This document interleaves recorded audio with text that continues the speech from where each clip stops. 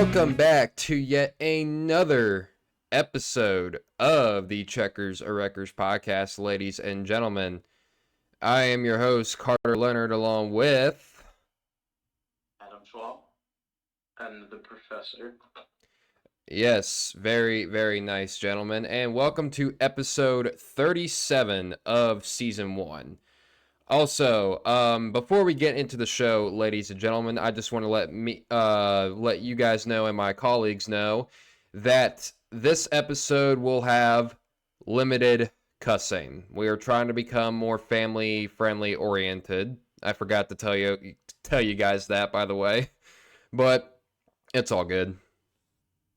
I will be right back. You take the call. Alrighty, you take your time. So, Adam, man, you are back for the first time in a while. Tell the audience how it's been, man. It's been doing all right. Not too much going on, just working. It's good to be back. Really missed it, and it's been a crazy season for racing. Yes, it has indeed, and we have a lot to uncover in this week's episode, ladies and gentlemen. Let me get my notes real quick to see what we're talking about. Before we get into the major topics that we always cover in every week, ladies and gentlemen, we have an announcement to make on behalf of the Checkers or Wreckers podcast. So, as of this week, we are here to announce the newest member of the Checkers or Wreckers family, and that is, drum roll please. I cannot drum roll on the table, obviously, but our newest member is Brian Burgoyne. I'm pretty sure I pronounced his name wrong. Hopefully he doesn't see this, but he probably will. But yeah, so Brian, just like ourselves, are upcoming NASCAR content creators, and we have decided to join forces with him to make this podcast grow, make it better as we go along. So, yeah. All right. So that was for our viewers out there, that may have sounded like a very anticlimactic announcement. But not only is Adam here today, but Professor is here as well. So yeah, let's get into the meat and potatoes of this show, ladies and gentlemen. Let's start off with the weekend recap. Excuse me. And this past weekend, it was Martinsville, but not just any Martinsville. It was playoff Martinsville racing, ladies and gentlemen, for both the Xfinity Series and the Cup Series. Let's get into the Saturday Xfinity Series race, and it was won by Justin Allgaier. Now, you would think that it was probably a Justin Allgaier domination style win, and he won this race without any chaotic moments whatsoever. Well, you're wrong. So, but we'll get into that in a second. But let's talk about Justin Allgaier locking himself into the Championship 4. This is his 4th win of the year. He edged out Sheldon Creed for the win. And that's the second time that he's beaten Sheldon Creed by inches in a race. First, he did it at Daytona, the second Daytona race, and now he does it at Martinsville to lock himself into the Championship 4. And with the Hellman's car.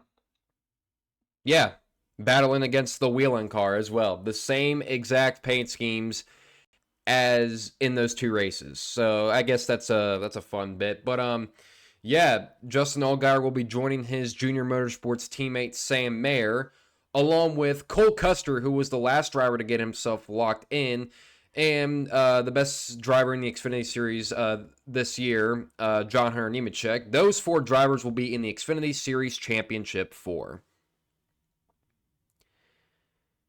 And for the most part, it's a pretty interesting Championship 4 because of how we got to it. So let's get into the Cup race on Sunday, which is what decided the Cup Series Championship 4, as Ryan Blaney picked up his 3rd win of the year, and he locked himself into the Championship 4. Guys, Ryan Blaney is going to contend for his first ever Cup Series championship. After all the jokes, and after all the criticism of, you know, him not being a championship contender, it's finally going to happen. I mean, he has a chance to do something that Hamlin doesn't, and Hamlin still hasn't done. Oh my God. This is our year. No, it's not, buddy. It sure isn't. Far from it, Denny. Far from it. I'm just convinced that dude is never going to touch a title in his career. I find it funny how he, constantly says it's our year, every single year. I'm pretty sure he even said it a few times in 2021, which is ironic and painful, considering what Kyle Larson was doing to everyone that year. But just about every year now, Denny has said, this is our year, this is our year. And every year, he's found some new and inventive way to lose the championship. Last year, it was Ross Chastain making a new rule and making history. And this year, it was his steering rack giving out on him and putting him under the cup line. And never forget the time when he came into Homestead leading the points and then crashed early in the race, messing up his splitter. I believe that was 2010. Correct me if I'm wrong. And then in 2019, when he was in the championship 4, by far had the best car. They stuck way too much tape on his car and caused the engine to almost blow because it almost overheated. Okay, that was the biggest piece of tape I've ever seen go on a car. I want to know whose idea was to put that thing on there. Clearly, they weren't thinking. They weren't thinking properly. Dude, they took a friggin' they took a good look at like a PSP and decided we should cut tape out this big. Yeah. But Denny Hamlin is just, he's the modern era Mark Martin with 3 Daytona 500s and 51 career wins. But going back to, go ahead. Denny Hamlin is if Mark Martin was an absolute brick of a human being. Because Mark was at least likable. No, he was. He was. I wholeheartedly agree with that. At least Mark Martin was one of the most respected individuals in the garage area. Denny Hamlin, I can't say the same in his defense. I really can't. And even sometimes he's his own worst enemy sometimes. But back to Ryan Blaney winning. Not only does he lock himself in the championship 4, along with Christopher Bell and Kyle Larson, who both won at Las Vegas and Homestead Miami Speedway, respectively, William Byron nearly almost got himself eliminated from the playoffs because him and Hamlin were going at it with points. But at the end of the day, it was William Byron locking himself into the championship 4. So your 2023 championship 4 consists of Kyle Larson, Ryan Blaney, Christopher Bell, and William Byron. All 4 of those drivers share a combined 1 championship. This is probably the most inexperienced we've ever had in a championship 4 in a long, long time. Yeah. I saw someone send a chart that was the average age of the championship 4 each year since this has been the system. And every year it's been steadily going down. By some good margin. The average age of the first championship 4 was 33. This year's average is only 28. That's a good 5-year age difference in the average championship 4 member age. That's crazy. That is. Yeah, thank you for pulling that up in the chat, Professor. That is a very interesting set. I mean, like, this championship 4 is 31 years old or younger, which is insane to me. And I've been, like, the first year I started watching NASCAR, none of those guys were in the Cup Series. Like, that's just insane to me to think about. But, and this championship 4 is very interesting because you will either see a driver get his second championship in 3 years, which I'm referring to Kyle Larson, or there is a 75% chance you will see a driver become a first-time Cup Series champion. And that's I have a definite clear bias to hoping Larson wins because he's my favorite, but seeing a new champion would be cool. yeah, I mean, because go ahead, Adam. As long as it's not William Byron. Larson and Blaney have been driving the longest in the Cup Series. I'm pretty sure Larson came in 2014 and Blaney in 2015, and then Bell came in 2017. Bell was a rookie in Cup in 2020. Okay. Yeah, that was the year I was thinking of. The championship 4 this year is the oldest member of this year's championship 4 is 2 years younger than Joey Logano. Kyle Larson is 31, Logano is 33. So there's a 2-year age gap between the oldest member of this year's championship 4 and last year's champion. Yeah. Now, when I look at this championship 4, which, by the way, that'll do it for the weekend recap. Allgaier won the Xfinity race and Blaney won the Cup race. Basically, everything is decided, but I will just say this for the championship 4 because I wanted to get into the RCR meltdown that happened in the Xfinity series, but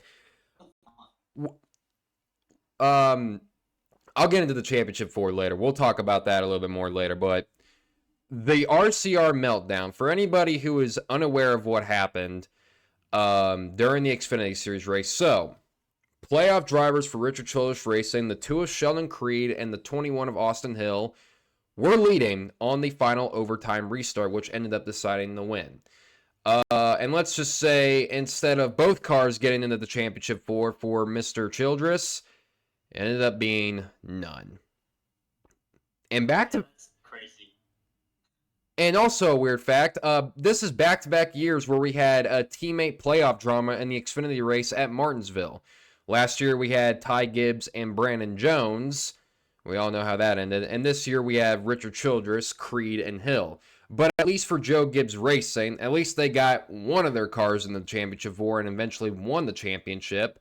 But Richard Childress... One of the funniest thing I also just realized is that it also lines up in a way. It's the best driver on the team in Ty Gibbs and Austin Hill going against who is considered the worst driver on the team, Brandon Jones and Sheldon Creed. Last year, better driver booted the worst driver, and this year, the worst driver brake checked, I guess, and hit the better driver. And it caused drama. Now the on-track stuff is one thing for this team.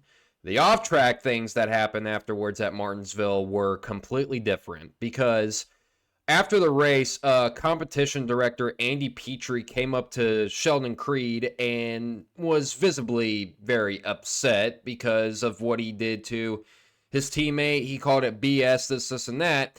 And one of the quotes that, right after Andy Petrie walked away, Sheldon Creed, I'm not going to say the word that he said because, again, we're trying to be family friendly. Sheldon Creed said, and I quote, "If he did the same thing to me, you guys wouldn't have said S." So, that has me thinking, is there some favoritism being played at RCR right now between those two drivers? And Creed, Creed in his post-race interview, he says that, well, they clearly like Austin Hill. And Austin Hill's side of the story, he was so upset to the point to where he leaked Sheldon Creed's future plans. Oh my goodness, the tea. The utter tea, which obviously it's kind of the worst kept secret in the world that Sheldon Creed is going to Joe Gibbs Racing, but to do that, that's just not a good look for Austin Hill. I'm sorry. This whole situation, I'm not even picking a side. This whole situation is just a mess. And I've heard a lot of people say that Richard Childress Racing is one of the most toxic environments in NASCAR as of right now. I can't find any evidence to show that's wrong. I mean, to say that there isn't any toxicity there is just completely like you're lying to yourself. Like, let's all admit that. Now, I don't know as far as the favoritism goes, but I mean, it's not the first time that there's been some, BS stuff that went on behind the scenes of Richard Childress Racing. I mean, remember when Kevin Harvick said after that truck race that one year, about Austin Dillon's. Yeah. Austin Dillon runs into the back of Kevin Harvick at Martinsville truck race in 2013.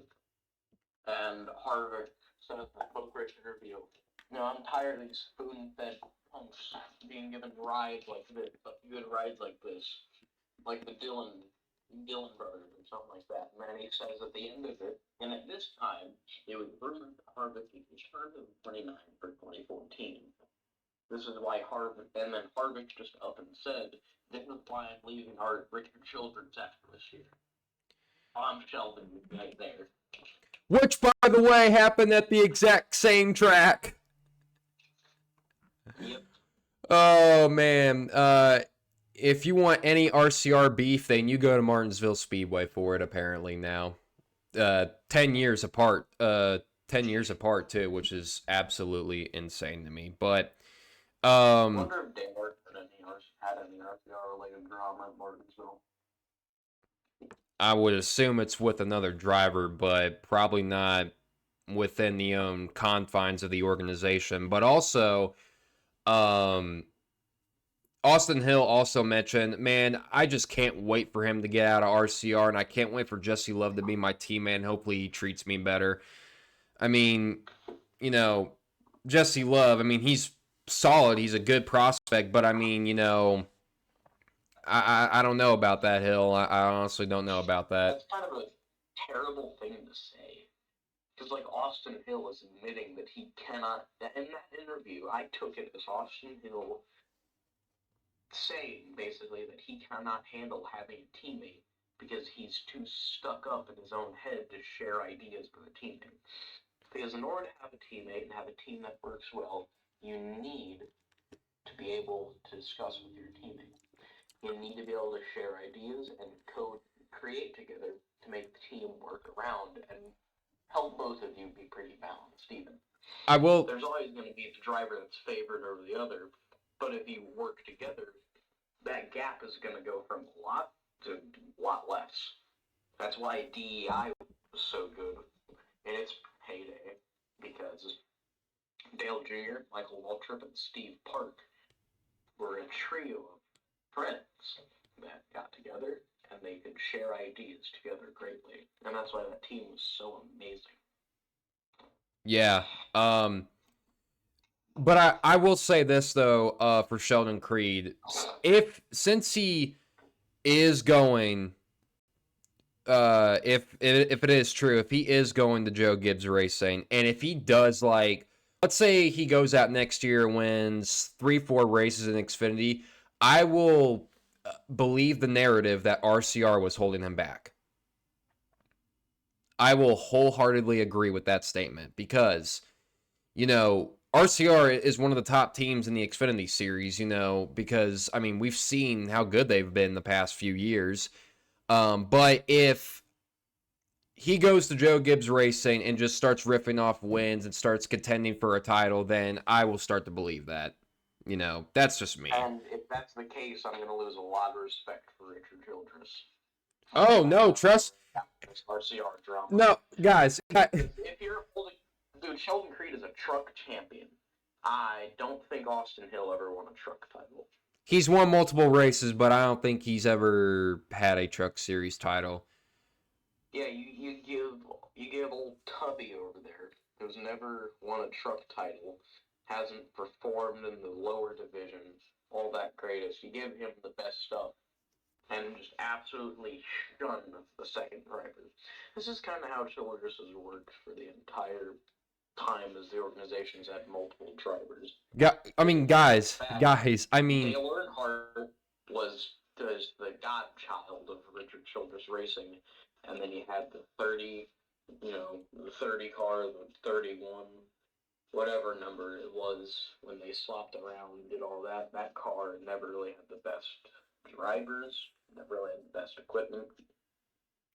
I mean, So, can you imagine being in my shoes right now? Because you mentioned about how if it is the case that, if he is being held back, that you're going to lose a lot of respect for him. I do the same thing too. And my favorite Cup driver drives for him. Like, yeah, imagine being in my shoes and how like uncomfortable that is right now. My favorite Cup Series driver drives for that team. So I mean, like, imagine being in my shoes right now, and it's very uncomfortable. It's very uncomfortable. Because I like RCR. I like the history that they have, with what they've done in the sport. But, there have been times where they are kind of looked at as the enemy. No one can. kind of salty. If Creed and Hill finished 1-2 and Creed got the win, both of the RCR cars would have made the championship for. Yeah. But you wanna know what's also worse is they did not tell Austin Hill or Sheldon Creed the points. I forgot about that. So for both of what they knew, they were both in a must-win from what they thought. It's like Kevin Harvick in 2020. Nobody mentioned Kevin the point situation because Rodney Childers and his divine given God wisdom and his experience crew chiefing, God, he's an idiot, said that Kevin didn't need to know the points battle because he was good enough to go without it. And guess what happened? Kevin thought he was in a must-win, which he wasn't. He just needed another spot, and so he ended up trying to dump Kyle Busch because they told him way too late the point situation, and that caused him to get eliminated from what should have been a Kevin Harvick walk-off title. Yeah, I just like, find that ridiculous. I don't. That team, I think it's ridiculous that teams are just not telling drivers the point situation. They also did not tell Denny Hamlin Sunday the point situation, and look what that ended up with Denny happening. Look at Denny now. He's sitting over depressed and tired and crying about how next year will be his year. Getting the retirement home, Grandpa. If next year is, I don't mean to get off topic, but if next year is his year, then I'm running for president of the United States in the 2024 election. But no, back to RCR for a second. I mean, I will just say this before we move on to our next topic, and again. And also, one other thing that we forgot to bring up is that the fact that Richard Childress, the owner himself, literally came out and said that Sheldon Creed is the stupidest driver to have ever driven for him. This is coming from the same individual that hired John West Townley and Joe Graf Jr., might I add. John West Townley and Joe Graf Jr. only got those rides because of sponsorship, and neither were competent drivers. Sheldon Creed, on the other hand, did get that one truck win, but that was kind of looking back on it because everybody had meh fuel mileage or had bad strategies. Townley had nailed that one. Sheldon Creed, on the other hand, at least has talent.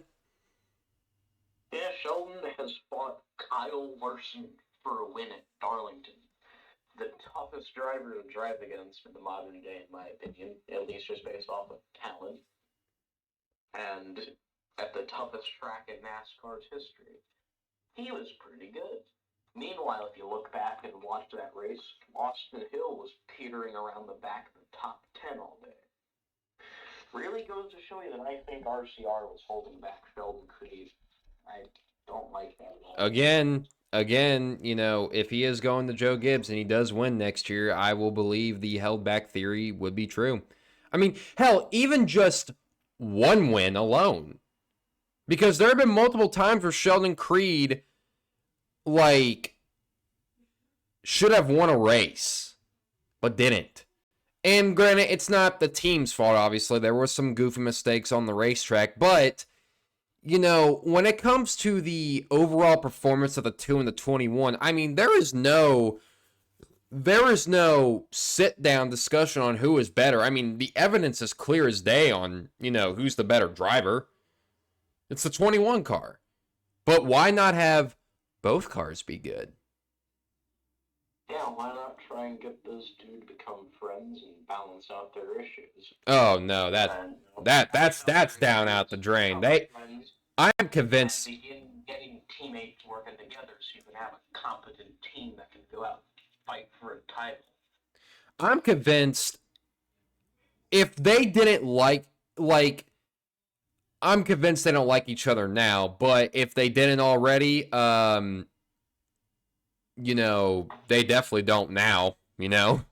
Like, they do not like each other, I swear. You know, it's just, you know, good luck to future endeavors for both RCR and, you know, Sheldon Creed at Joe Gibbs Racing, if that rumor is true, which is, you know, it's likely. But that'll do it for the top.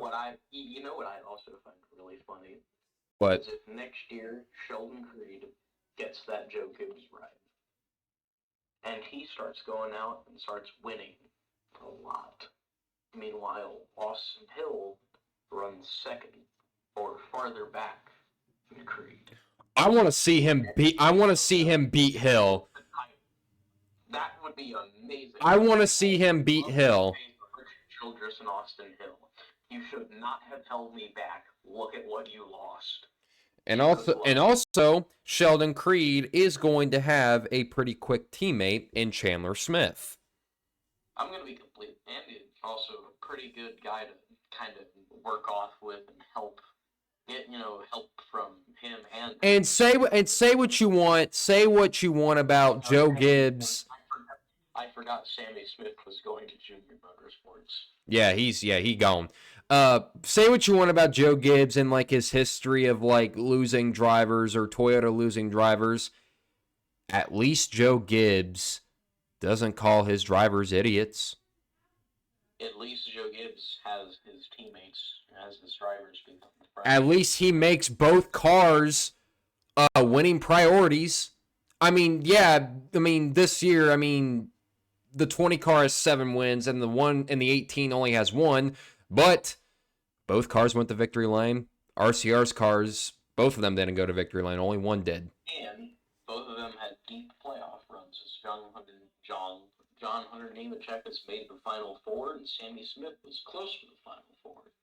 Yeah. All right. And that's pretty good. That's pretty good looking at it from the scale of the fact that Sammy Smith is a rookie. John Hunter Nemechek is a guy that's had quite a few years to develop and get good with these cars. That's pretty good balancing on Joe Gibbs' end. I just find it funnier that a team with 3 full-time cars, practically 4 with that all-star car, is able to balance better than a 2-car team. Yeah, absolutely. But that'll do it for the RCR meltdown topic. I just wanted to talk, we don't cover a lot of beef on this podcast a lot. Actually, I lied, we do, but this one was this was probably the biggest beef of all this year. All right, so our next topic, and it's kind of a sad topic, but it's also happy thoughts as well. This weekend will be the final Cup race for future NASCAR Hall of Famer Kevin Harvick. So I decided that we can all go around the room and discuss what our favorite Kevin Harvick moment is. So I'll go first with mine. My favorite Kevin Harvick moment was the 2011 Auto Club 400. Yes, I remember watching that race from far back. I remember memories from when I was 5 years old. I guess I got good memory. But anyway, so the finish of that race came down between three drivers, that being Kevin Harvick, Jimmy Johnson, and Kyle Busch. And while Jimmy and Kyle were battling it out on that last restart, Kevin Harvick came from all the way back in like 7th all the way up to the front and only led one lap that entire race, which was the last lap. So if I had any favorite Kevin Harvick memory, it would be that one. For me, it would probably be 2014, his championship. It was really good seeing him win a championship, and honestly, if he didn't win that, I'd be really sad because he would never have been a champion. Are we talking about things that have happened within our lifetime of Kevin Harvick's career, or just the best moment of Kevin? I wasn't really specific per se. I mean, the things that me and Adam mentioned were both in our lifetime, but I mean, you could do in your lifetime, you can do it before you were born, you could do any moment. Like, what is your favorite Kevin Harvick moment? I'm going to say the entirety of 2001. Because people saw Kevin Harvick as a bucket load of talent. People were comparing him to Dale Earnhardt for Daytona 500, saying that he would be better than Dale or as good as Dale, able to hoist the trophy when Dale eventually retired. And he was supposed to run, I think it was 5 to 7 races that season. The first one being in Atlanta, in the number 30 American Online car. And then after the 2001 Daytona 500, Kevin was shot up in the highest seat there was. He was shot up into the Cup Series, into the best seat, one of the best seats there was, and was expected to do good. And he held that mantle, and he did it amazingly. And not only did he run amazingly in 2001 in Cup, but he also won the Busch Series championship in the same year, having to double manage two really kind of depressing things at once. The fact that he was the replacement for Dale Earnhardt, and the fact that he was rushed because of Dale's death. And the fact that he held that so well and made a legacy of his own is amazing to me. Yeah. And one thing I also wanted to mention is that the fact that these past 8 seasons, going back to 2015, we have seen a lot of the drivers that we grew up watching with retire. 2015, Jeff Gordon. 2016, Tony Stewart, and then unexpectedly Carl Edwards. 2017, Dale Earnhardt Jr. and Matt Kenseth. 2020, Jimmy Johnson. 2022, the unexpected retirement of Kurt Busch. And now 2023 is Kevin Harvick. The future is coming soon. I mean, like, we see all these young guys coming up, and then we start to realize, wait, these guys that we've been watching for years, they're going to retire soon. And with Kevin Harvick retiring, that makes Kyle Busch, whose rookie year was in 2005, he will be the longest tenured Cup driver in the field next year. Wow. And also another statistic with Kevin Harvick retiring, that means in 2024, none of the current Cup Series drivers will have ever competed in the NASCAR Winston Cup Series. Weird. That's weird to think about, honestly. The only drivers left after the season will be ones that have raced in the chase or playoffs. Yeah. The only guys who have raced in the chase format that are full time are Hamlin, Truex, Busch.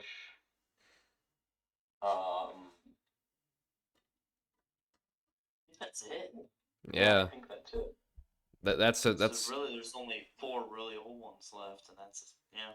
And Yeah, it's Truex, Hamlin, I'm Busch. gonna be honest. I'd be shocked if Truex even shows up to Phoenix with how his playoffs have been. He's gonna do a Carl Edwards. Oh my god. I mean, He has said that he is good through the 2024 season, and low key, I would not be surprised if next year is his final year, because that is, I mean, oh my god, that is so weird to think about. The fact that we're gonna be down to only 3 elder drivers after this year. 3 to 4 full time. One of them might be in his final year as well. Denny Hamlin and Kyle Busch may have to hoist the mantle. Dude, Kyle Busch is going to be around for like 10 more years. if Kyle Busch is, He said in an interview about his son Brexton that he plans to race in NASCAR until Brexton can do a full-time truck season. You have to be 18 to run a full-time truck season, and Brexton is 8 years old. and the thing about Kyle Busch is that he also did an interview with Alex Weaver about like his 2023 season and how he's been doing with things and this and that. And he talked about, you know, if I'm still winning races and making the playoffs, you know, I'm going to keep going. But if I'm sucking and I'm not, you know, I'm not doing anything, then all right, it's time to hang the helmet up. And he's 38 years old. He's pushing 40, obviously, you know. I mean, he's on a bit of a decline, but he's still a pretty good driver. I mean, you know, it's Kyle Busch, for God's sake. You know, Denny Hamlin, on the other hand, he's still good despite not winning a title. I mean, he's still one of the top drivers in the sport, regardless if you like him or not. But yeah, what we're noticing is a dying breed of our childhood. I mean, it's just, you know, we got all these young guns coming up. You got guys like William Byron, Christopher Bell, Ty Gibbs, you know, Zane Smith, the list goes on and on and on of these young talents coming up. They're the future. I mean, you know, the sport's going to evolve. Just when the sport evolves, the drivers evolve as well. I think after Hamlin and Busch retire, and Truex, after they all retire, the oldest driver is going to be Joey Logano. Which he's not even that old either. First season, he is currently 33. Let's say Kyle goes and runs the trucks until, oh my god, when would that be? 10 years from now? No. Let's say Kyle goes and runs trucks after maybe 3 to 5 more years of Cup and just runs trucks for a while. And then Hamlin retires in maybe 2 or 3 years. Logano's only going to be 35 or 36. Yeah. His first season was 2009. Yeah. But once one era ends, another begins over at Stewart-Haas Racing. Forgot about Brad Keselowski. Man, we can't forget about Brad Keselowski like that. Brad's first full-time season, I think, was 2010. Jesus Christ. Yeah, that was his first. He was in the 12 that year, and 2011 was when he drove the 2, and he did that for the rest of his tenure at Penske. And Brad Keselowski will be 40 next year, which is, I mean, he's getting up there in age too, and he's a legend of our sport too. I mean, he's a Cup champion. He's a Hall of Famer. I just find it funny how like all the pictures that RFK posts of Buescher and Brad together, they look like a father and son because Brad just has a beard cut to him. Yeah. Like Buescher is well built, nice looking. Meanwhile, Brad is kind of receded back in the hair as a beard gut. Oh, he's been doing that for years. Brad's hairline has gone back. Listen, I don't like to roast drivers, but man, you might. I can't picture Brad bald. I'm sorry. I was gonna say, well, he should probably shave it off. I can't picture him bald. I'm sorry. Hey, he should get in contact with Joey Logano and what company he got his hair implants from, because Logano looks great. Yeah. But back on topic. Also, Chase Briscoe needs to get that done. I've never seen a man bald. And Briscoe's not even that old either. He's like 29. I've never seen Harvick has more hair, and he's 40. So what Harvick has when it comes to hair, and I don't want, like, by the way, people, this is not one of our topics that we wanted to talk about, driver's hair, but we get sidetracked. But when it comes to Harvick has what my dad has, like the 40-year-old hair. Like, not a lot of length on the top, but enough to, like, you know, it's enough length. Briscoe, on the other hand, like, oh my God, dude, like, Weird wrinkles at Briscoe is as good as a nursing home with that hair. maybe that's why he's not doing so well. Worried about his hairline. His hair is taken his head with him. Yeah. Like, you should have seen, like, I remember when I watched, I'm going to say one more thing before we get back on topic with Kevin Harvick, but I remember when Briscoe won at Phoenix last year, you know, he was all hype, you know, first career win, this is that, and then he took his helmet off, and I'm just like, I thought you had more hair than that. Like, Harvick secret behind that wheel. yeah. That hair. Yeah. But as for Kevin Harvick, I will just say this. He's probably not watching this podcast, but thank you for being a part of our childhoods. We will miss seeing you race on Sundays. We're looking forward to seeing you in the Fox Sports booth next year. 60 career wins, the 2014 Cup Series champion, and the 2007 Daytona 500 champion. Without a doubt, Kevin Harvick, you are a future NASCAR Hall of Famer. Thank you, and good luck this weekend at Phoenix. Really could be 61 if Stuart Haas doesn't arrive with a bucket of crap this weekend like usual. Harvick almost won Phoenix at the start of this year. Harrison Burton didn't lose what little talent he has and allow William Byron to show off like he's a restart merchant. Speaking of... If there's a restart at the end of this race, if at the end of this Cup Phoenix race, William Byron is as good as the champion because he is an absolute restart merchant. Isn't that just a funny way of saying that he's clutch? I remember seeing a meme that was if there was an automatic restart with 10 to go every race, and it was a picture of William Byron put over Jimmy Johnson's face, and it was a picture of Johnson standing with his 7 titles. I mean, William Byron is still a very talented driver, but, you know, I guess he's just one of those drivers that's just at the right place at the right time. I mean, you know, he did earn some of his wins this year, but back on topic, I'm glad you brought up SHR for a minute because we got to talk about what they're doing with the 10 car and the rumors that have swirled recently, but it was announced early this past weekend that Eric Almirola, as speculated, will not return to the 10 car next year. Now, he is retiring from full-time competition. He will probably make some part-time starts in the Xfinity Series based on recent rumors, but Eric Almirola will not return to Stewart-Haas Racing next year. And with that, earlier today, it was announced that Cole Custer will be back in the 00 car for the Xfinity Series next year. So I guess that all but confirms that Noah Gragson will be in the 10 car next year. So I want to know how y'all feel about... That is a terrible decision. Jesus Christ, Tony Stewart's lost his mind. It's the worst possible driver you could have picked to do. J.J. Yaley would have been a better option, because at least J.J. Yaley's a good driver. Jesus. The way I see it... At least J.J. has his wits about him. Listen, I have my opinions on Noah Gragson. I don't hate the guy, but I'm not the guy that's going to root for him every single week.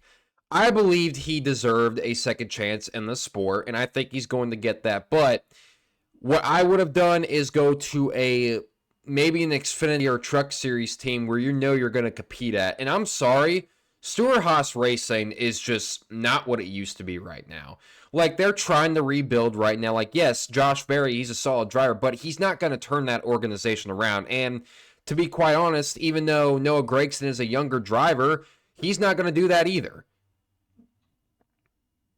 Also, if Stewart-Haas doesn't win Phoenix, which I'm gonna be honest, I don't think they will. I think one of the championship 4 drivers will. It'll be the first year in forever that Stewart-Haas goes winless in the Cup Series. Points paying race winless because Eric Almirola didn't win a duel this year. Well, yeah. You're in, and if you want to bend the rules a little, so you can have your favoritism to the Stewart-Haas winning thing, you count Riley Herbst and Cole Custer's wins to that, but it's gonna be the first time they haven't won a points-paying Cup race ever. Riley Herbst. I honestly think Kevin Harvick could win Phoenix if he has a good enough car, because he's still a really good driver. It's just Stewart-Haas does not have the ability to make good cars competently anymore. And whenever they do make a good car and have a good drive, it's illegal. Talladega this year. I'm still hurt by that. Yeah.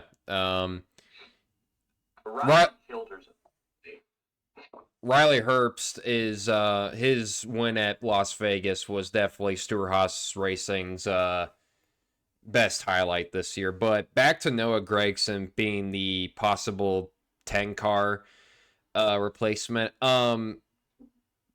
And I also saw that he posted a video on the social media with him and Bass Pro Shop. So I'm guessing Bass Pro is still sponsoring him in some way, possibly. I know Black Rifle Coffee is doing that with him, but maybe Bass Pro is back with Noah again, possibly.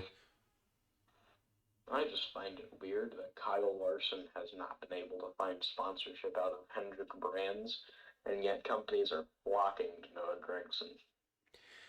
I mean, like, hey,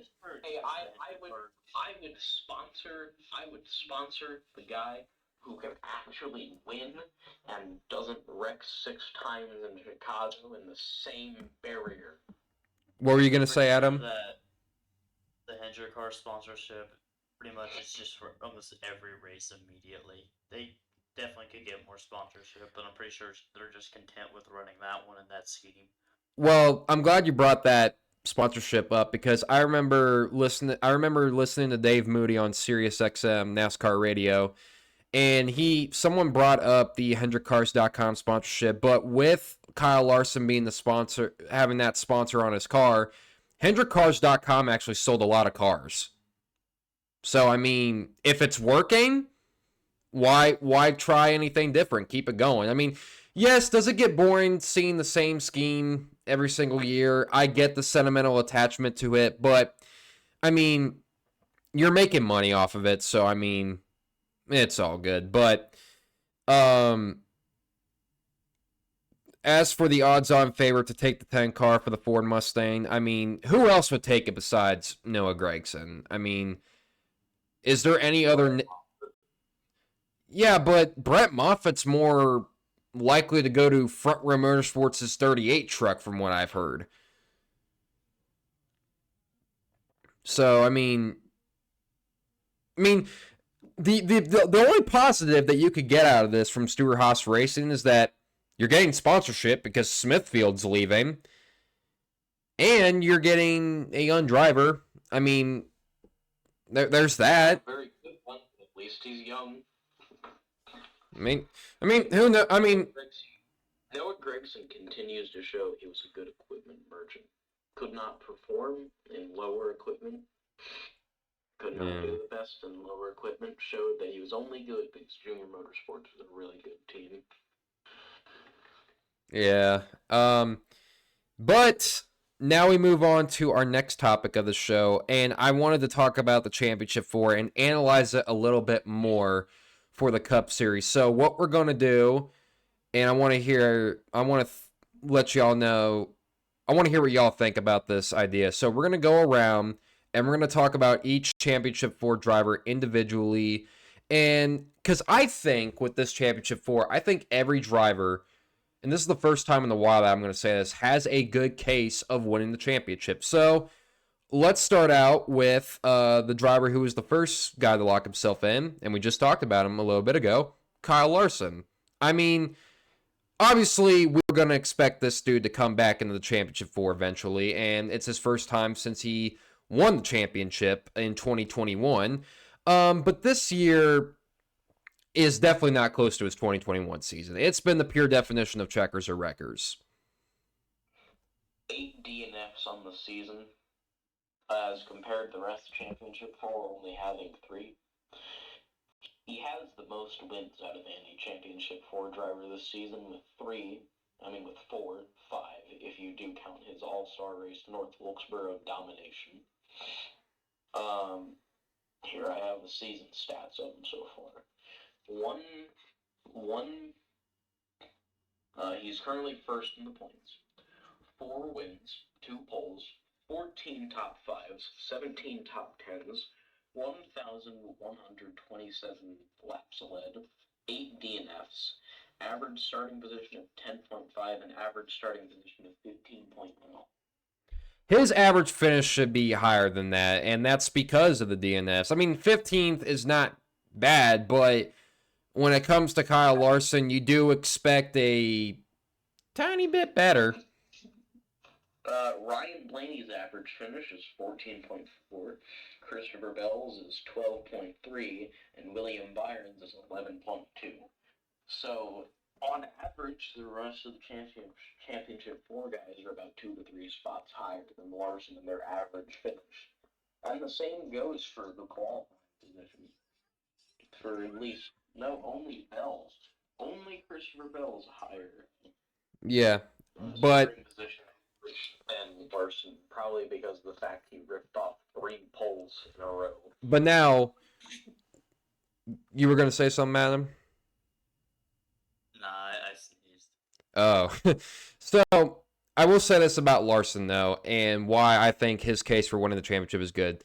The most obvious case for Larson is that he was the first driver to lock himself in, and historically, when it comes to the first driver that's in the playoffs to lock himself in the championship four in the first race of the round of 8, they have all the time in the world during the weeks of Homestead and Martinsville to prepare and just solely focus on Phoenix. The next 2 weeks, yeah, you got to go to those races, but those 2 races don't matter because you're already locked in. And Larson has, in that 5 team, have had the most amount of time to prepare for this championship. And quite frankly, I think it's going to come down to overall preparedness. So that's what I think on Larson. Now let's move on to the second driver to lock himself into the championship four with his clutch victory at Miami, Christopher Bell. Christopher Bell, to me, this year has been one of the most interesting drivers, as once again, when it comes to being the Joe Gibbs Racing representative in the championship four, Christopher Bell is that driver. He definitely, he's the only other driver with an appearance, so he definitely has experience. Well, in the past 2 years. He still wants to go back to back with that, so he definitely has a chance. He knows what it's going to be like. The only other one with experience, Larson, and it was 2 years ago. So Bell's stats read off as 2 wins, 6 poles. Jesus Christ, that's a lot of poles. A lot of people were. By the way, before you go on, a lot of people were saying during the playoffs that he was a qualifying merchant and can't win a race. Boy, he just won in Miami. Those qualifying merchant jokes are over. Maybe that's why his average starting position is so much higher than everyone else's. 6 poles, I think 3 or 4 of those in the playoffs. And also 19 top 10s, 599 laps led, only 3 DNFs, an average starting position of 9.5, and an average finish of 12.3. Also, with winning at Miami, he breaks the Bristol Dirt curse. Oh yeah, Oh, yeah. which I mean, in years past, he probably would have already been eliminated from the playoffs, but no, Bell is one of those drivers. I think Christopher Bell could be the next Matt Kenseth in a way, where I mean, he wins, but he's quietly consistent throughout the whole entire year. Like, you'll hear his name be mentioned like a few times here and there, but like he'll just strain off like top fives and top tens all around. So, I mean, I think Bell's case for winning the championship, like Larson's case was, he has preparedness. Bell's case is he has that clutch factor. In my honest opinion, when it comes to crucial moments as of right now, Christopher Bell is always the guy to look out for. I mean, we saw it last year with, he was in a must-win situation both the round of 12 and round of 8. He won the elimination races to advance into the next round. So, if it comes down to a crucial moment in the championship race, don't be surprised if the 20 car pulls away with the win. So Christopher Bell has that clutch factor. He does.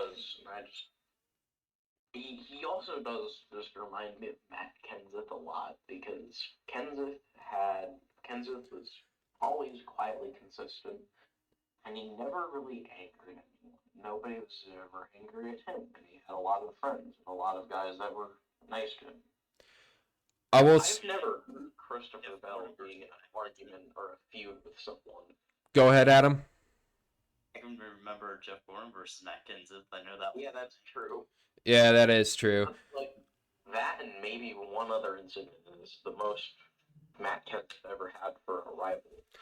I will say. I think Ryan Vickers and Jeff Gordon are the closest things Matt Kenseth ever had to a rival.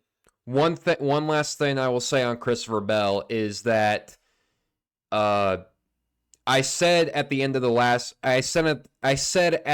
last year that 2022 would not be the last time you would see Christopher Bell in the championship four because I've been watching this dude for a while. This dude's gonna be a star. Like he hasn't even hit his prime yet, and the fact that he's already back in the championship four, making those clutch moments happen, and just doing what he needs to do. I mean, it's very well possible that we could see Christopher Bell win a title in this decade. Now let's move. Trucks. Yeah, the dude straight up dominated. Like he was quick. And Kyle Larson even gave him props this week too. He called Christopher Bell one of the best race car drivers in the world. Like that's, I love seeing those two go at it. Two of the best dirt racers out there in America. Now let's move on to the third driver in the championship four who got their win at Martinsville, Ryan Blaney. Now we get to finally see if Ryan Blaney is championship material. Professor, please go off and read Ryan Blaney's stats for us real quick. 3 wins, 0 pole positions, 7 top 5s, 19 top 10s, 560 laps led, 3 DNF, 12.6 starting position, and 14.4 average finish. So he is a little more inconsistent than the other guys, but when he has his moments, he is strong. He's also got the momentum. Yes, I was just about to bring up. So for every driver, I'm gonna do a crucial key. So, like I did with Bell and Larson. But Blaney's crucial key, that's what I'm calling it now. His crucial key is that he has momentum, and actually, Phoenix is one of his best tracks despite not having a win there. And he also finished second in the spring. So, Blaney is very, very solid at Phoenix. And definitely the momentum for him. I mean, when he won at Talladega, I was just like, okay, well, he's making the round of 8. I don't know how far he's going to go. And he nearly got his championship hopes dashed by that so-called penalty that almost happened. But then NASCAR was just like, oh, well, that was an oopsie on our part. We take that back, Ryan Blaney. So, I mean, he was never out of the fight. So, I mean, this round of 8 has truly been a wacky one for Ryan Blaney, but he's here in the championship four, and that's all that matters. Las Vegas was up and down for him. He got hit by Kyle Larson when Larson hit the sand barrels in Homestead, which is still embarrassing yet funny to me, and then he goes out and just catches Eric on the roll and kills him at Martinsville. And if we look back at last year, I remember something coming out about radio comms with Penske. Apparently, Mr. Penske himself came over Blaney's radio and told him, I know you're faster than the 22, but stop fighting him. We want to win this championship. Yeah. So Blaney was quicker than Logano at Phoenix, and Logano was in the final four. Meaning, Imagine if roles became reversed this year, where Logano's in Blaney's position and Blaney is, up front trying to win the title. oh God, that'd be nuts. And it would be back-to-back titles for Team Penske, which would be weird because, you wouldn't have thought of them being the title favorites because they were overshadowed by other teams, but, they would make it count when it matters the most. You know what I really find weird is that Penske is this big team with a lot of history, a lot of great drivers. They've had, Rusty Wallace, Jeremy Mayfield, pretty good drivers throughout their time. Ryan Newman, Kurt Busch. Kurt Busch, Adrian Allmendinger, Travis Kvappel is kind of meh. Brad Keselowski. Brad Keselowski. A lot of really strong names. Yeah. They only have 3 championships. 4 if Blaney wins in their entire Cup Series tenure. Which is so weird to think about that a team with that big of a legacy has only ever got 3 Cup titles. Yeah, definitely. So, now we move on to the 4th and final driver, who made the championship 4 and nearly got eliminated at Martinsville, but was able to hang on and, was able to hold off Hamlin in the points, and that is William Byron. We've all talked about William Byron this year. This year has been his breakout year. It was a year that we've all been waiting for. Professor, you know what to do. Read off William Byron's stats. 6 wins, 3 poles, 14 top 5s, 20 top 10s, 921 laps led, 3 DNFs, 11.2 average start, and 11.2 average finish.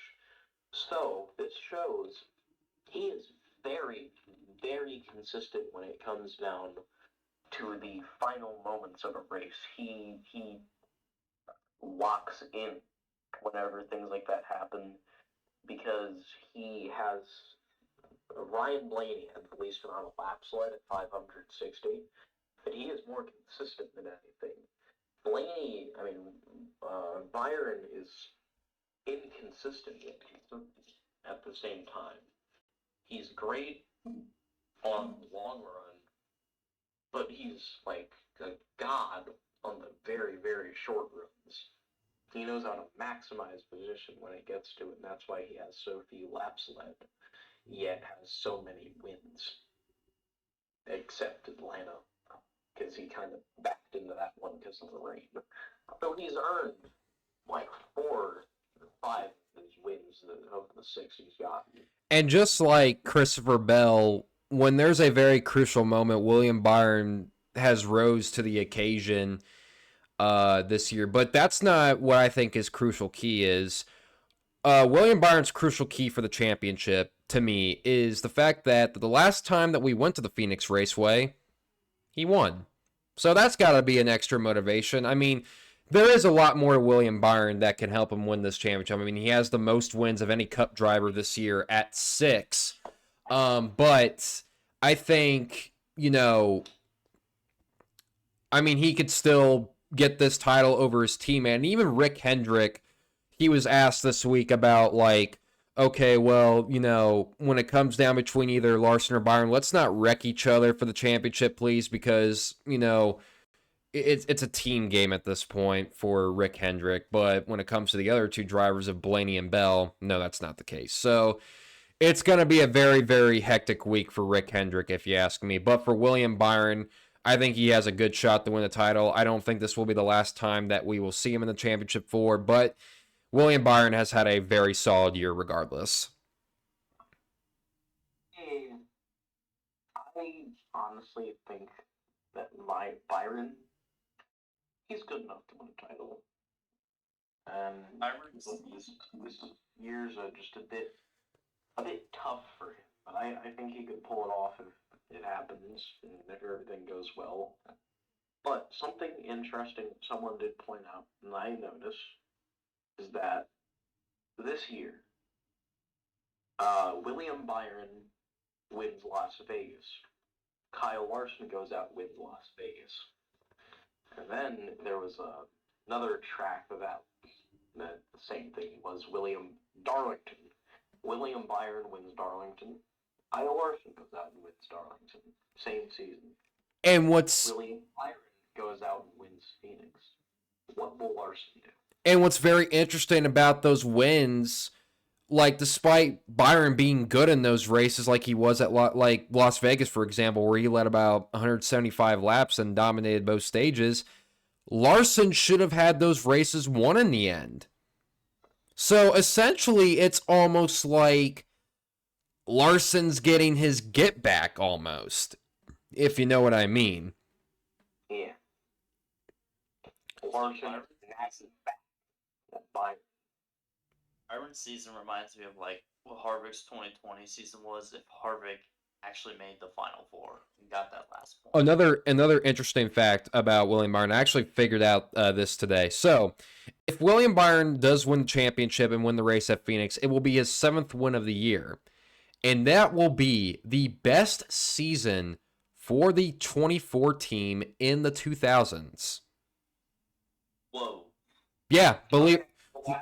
The last amazing season they had was 1998 when Jeff Gordon was. Well, when I'm talking about most wins in a season, the most wins that the 24 team has had in a season before 2023 was 2007 when Jeff Gordon won 6 races. William Byron this year tied that number. So if he wins this year, this will statistically be the best season for the 24 team for Hendrick Motorsports in the 2000s, in the 21st century.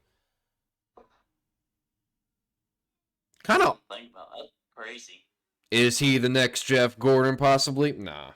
Maybe. Gordon was crazily talented and should have had more titles, but they had very, very tough competition. I do believe now. Now, I wouldn't call William Byron the next Jeff Gordon, but I do believe that he will be a future Hall of Famer with the way he's going right now. I think his career is definitely on the upswing. But if we're just looking at it, Hendrick Motorsports has had these past 3 years the absolute dream of multiple seasons. Kyle Larson goes out and wins 10, 11 if you count the All-Star races. Byron wins 2, I think it was. Bowman wins 4, and I think Elliott won 5. They absolutely killed him in 2020. And if 22, Larson gets I think 3, Bowman gets 1, Byron I think got 2, and Elliott got 5. That's pretty good. And another this year, Byron's got 6, Larson's gotten 4, and Bowman and Elliott have gotten none. But they probably would have won if it weren't for those injuries. And both Hendrick cars have potential for one more win in the bracket. So these past 3 seasons have just been great for Hendrick. one other. This is the worst, and they still have 50% chance to win the championships. Crazy. One other statistic about William Byron, he's getting all the interesting statistics today, is that if he were to win the championship this weekend, 3 out of the 4 Hendrick Motorsports drivers on the current active roster will have one Cup championship apiece, besides Alex Bowman. And for Hendrick Motorsports, this will be 3 out of the last 4 seasons they've walked away with the title, regardless of who wins between Larson or Byron. And the one they didn't, they still had the most wins out of any team, I think. Yep, but Team Penske just said, no, we have the momentum. All right, now we are getting into championship picks, ladies and gentlemen. This is the special edition of Race Picks. This is it. This is decided all for all three series. Tomorrow, Friday night, ladies and gentlemen, we have the NASCAR Craftsman Truck Series season finale. Their championship four consists of Corey Heim, Ben Rhodes, Grant Enfinger, and Carson Hocevar. Gentlemen, who is your pick to win the Truck Series championship? Carson Hocevar. I'm going with Carson Hocevar as well. I may be the outlier, and don't get me wrong, I like Carson Hocevar, but I think the 11 team of Corey Heim has just been super, super consistent. They have only had one finish outside the top 10 these last 15 races, believe it or not. Christ. And Corey only has 3 wins, and his last win came at Bristol, which was back in September. He's had plenty of time, and Tricon Garage has had plenty of time to prepare for these championship runs. So my pick will be Corey Heim. Then on Saturday, ladies and gentlemen, it is the NASCAR Xfinity Series Championship 4. Their Championship 4 consists of John Hunter Nemechek, Sam Mayer, Justin Allgaier, and Cole Custer. Gentlemen, who is your Xfinity Series Championship picks? I'd love to see Allgaier finally do it. But Toyota did win Phoenix early this year with Sammy Smith. And if I remember right, John Hunter Nemechek ran second or in the top 5. So I hate to say it, but I think John Hunter Nemechek's going to walk off in this one. It'll be a car from a actually winless cup organization, the 00 of Cole Custer. Cole Custer. I like that pick. I like that pick for some reason. But I'm going to have to go with Professor on this one and say John Hunter Nemechek. Now, originally, I wanted to pick Sam Mayer, but I'm going to go with John Hunter Nemechek. I think this dude is just going to rise to the occasion. And even if he wasn't already locked into the championship 4 before Martinsville, I think he already got the idea that he was going to be there regardless because of how good the 20 team has ran. So, John Hunter Nemechek will leave the Xfinity Series this year a champion. Now, Sunday, for all the marbles, ladies and gentlemen, it is the NASCAR Cup Series season finale at Phoenix Raceway. The championship 4 consists of Kyle Larson, Christopher Bell, William Byron, and Ryan Blaney. Gentlemen, who is taking home the Cup Series title this year? Kyle Larson.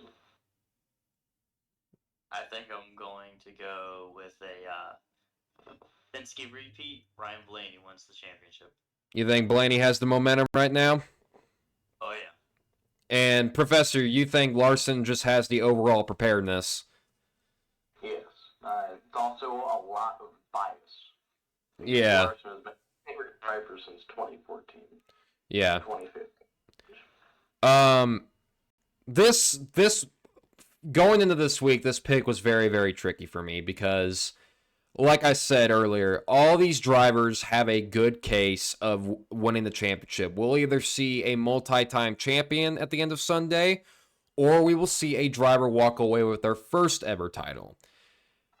I am going to go with the side of a multi-time champion, and I just think that Kyle Larson, with the overall preparedness that 5 team has had since Las Vegas, I think that they're going to put all their eggs in the one basket. And I'm not as confident as I was about Homestead, where I had to eat shaving cream literally hours after he wrecked. I don't have anything on the line for this, but I will say that I do have some good evidence behind Larson winning, and that's overall preparedness. And I think by the end of Sunday, you will hear Larson be called a 2-time NASCAR Cup Series champion. So, yeah, those are our... I'm not doing it again. No. I would rather do... I'm not doing shaving cream again. I already did it once. Once is enough. Eat a chunk out of a stick of deodorant. No, I'm not... Either I win my pick or I just lose, and I'm just like, oh, okay. Nothing is on the line. No bets on the line this week, ladies and gentlemen. But Oh, man. It's the championship weekend. You gotta put So, Well, here's the thing, though. Here's the thing.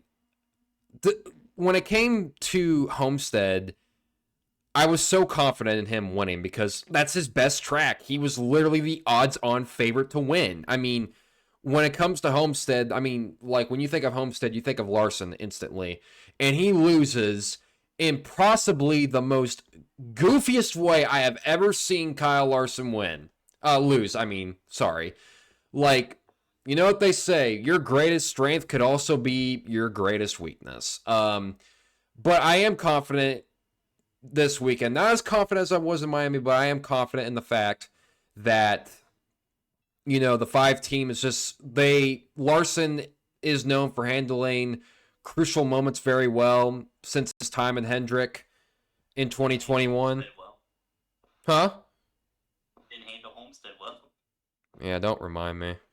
But I just feel like Larson will walk away with the cup. So those are. Yeah, I noticed also with our picks is that at least 2 of us agreed on one driver. In trucks, me and Adam agreed on on Carson Hocevar. And me and Plush agreed on John Hunt Nemechek. And me and Plush agreed on Larson. Yeah. But regardless of who wins the championships this weekend, they will go down in history as champions of the sport in trucks, Xfinity, and Cup, regardless of who wins them. But that'll do it for this week's episode of the Checkers or Wreckers podcast, ladies and gentlemen. Next week will be the season finale as we wrap up talking about the championship drivers' seasons and how they were able to get it done and when it mattered the most. As always, I am your host, Carter Leonard, along with... both of y'all talked at once.